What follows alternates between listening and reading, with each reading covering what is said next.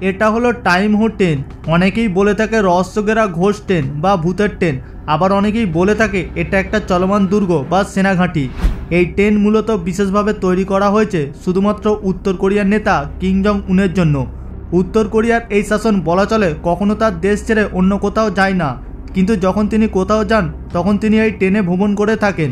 যেমন কিছুদিন আগে তিনি ভ্লাদিমির পুতিনের সাথে দেখা করার জন্য উত্তর কোরিয়ার পিয়ংইয়ং থেকে রাশিয়ার ভস্তাজনিক কসমোড্রামার উদ্দেশ্যে বেরিয়ে পড়েছিলেন। এই যাত্রায় তার মোট সময় লেগেছিল প্রায় 2 দিন। মোট রাস্তার পরিমাণ ছিল 1000 কিলোমিটারেরও বেশি। কিন্তু কিম জং উনের তার শত্রুর অভাব নেই। একটা ট্রেন কিভাবে তাকে এতগুলি শত্রুর কাছ থেকে সুরক্ষিত রাখে, কেনই বা তিনি প্লেনে ওঠেন না, আর এই ট্রেন তাকে সবসময় সুরক্ষা দিতে কিভাবে প্রস্তুত থাকে। আজ চলুন সারা বিশ্বে তাক লাগিয়ে রাখা উত্তর কোরিয়ার নেতা রহস্যে ঘেরা এই ঘোষ ট্রেনের রহস্যটিকে জানা যাক। টিয়াঙ্গা ট্রেনকে আরও 2টি অতিরিক্ত ট্রেন দিয়ে পাহারা দিয়ে নিয়ে যাওয়া হয়, কারণ টিয়াঙ্গা ট্রেনের সামনে কোনো বিপদ আছে কিনা সেটা পরীক্ষার কাজ করে সামনের ট্রেন, আর পিছনের দিকে সুরক্ষা নিশ্চিত করে পিছনে থাকা আরও একটা ট্রেন। আর এই ট্রেনগুলি পুরোটাই থাকে ভারী অস্ত্রে সজ্জিত, যাতে যে কোনো বিপদে তাকে কাজে লাগানো যায়। ট্রেনের সাথে সাথে একটা হেলিকপ্টারও তাদের পথ অনুসরণ করতে থাকে। কিম জং উন ট্রেনে থাকা অবস্থায় পুরোটা সময় ধরেই সেই হেলিকপ্টারের আশেপাশে পরিস্থিতি পর্যবেক্ষণ করতে থাকে। তাছাড়া প্রত্যেকটা নিকটবর্তী স্টেশনগুলিতে অতিরিক্ত কর্মী রাখা হয়। সেই সাথে টিয়াঙ্গার প্রতিটা জানালায় শক্তিশালী বুলেট প্রুফ কাঁচ দিয়ে তৈরি। তাছাড়া এই ট্রেনের প্রতিটা কামরা এমনভাবে ডিজাইন করা হয়েছে যাতে ভয়ঙ্কর বিস্ফোরকেও কোনো ক্ষতি না হয়।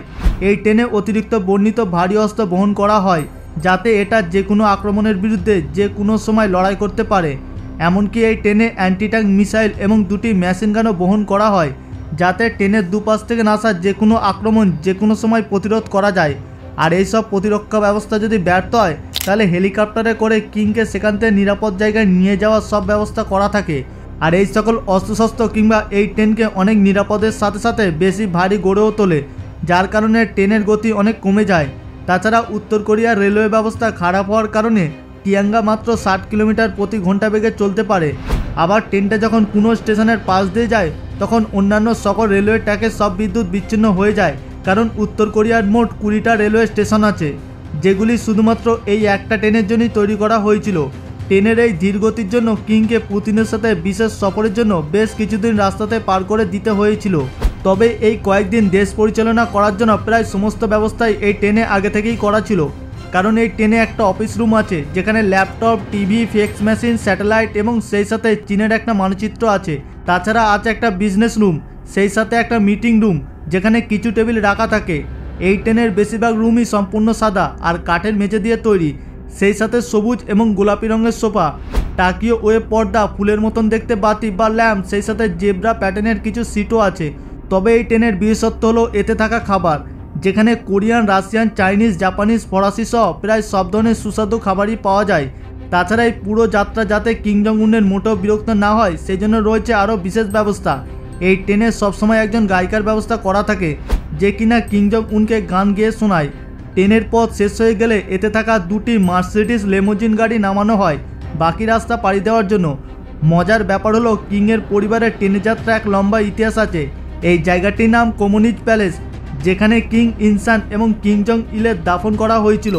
এরই পাশে তাদের ব্যবহার করা একটি ট্রেনের বগিও রাখা আছে।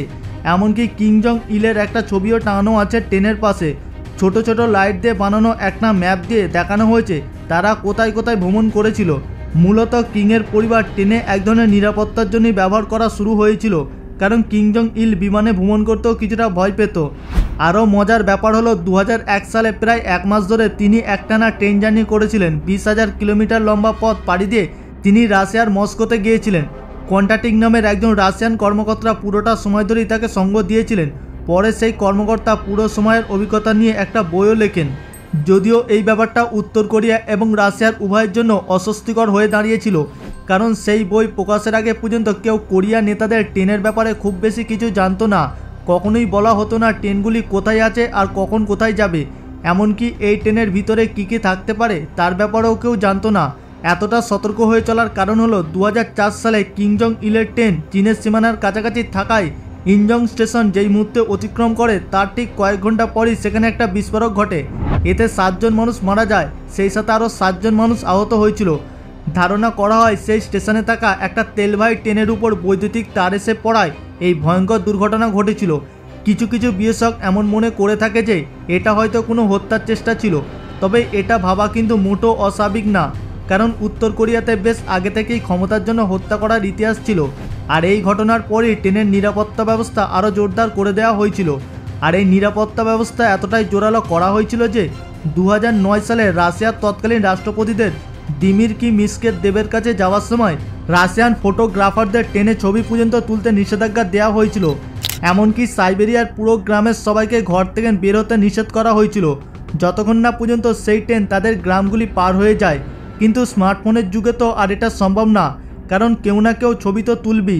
মজার ব্যাপার হলো উত্তর কোরিয়ার ট্যাঙ্গা শব্দের অর্থ হলো সূর্য, যেটা উত্তর কোরিয়ার জন্য একটা বিশেষ নাম। এর মাধ্যমে কিম জং উনকে জনগণের অনেক কাছের মানুষ হিসাবে দেখানো হয়। ঠিক আমেরিকার প্রেসিডেন্টদের বিমানে করে ওরা বিপরীতে। আসলে রাজনৈতিক ব্যক্তিদের জন্য প্লেন ছেড়ে ট্রেনে চলাচল করাটা অনেক গুরুত্বপূর্ণ সাথে দেখা হয়।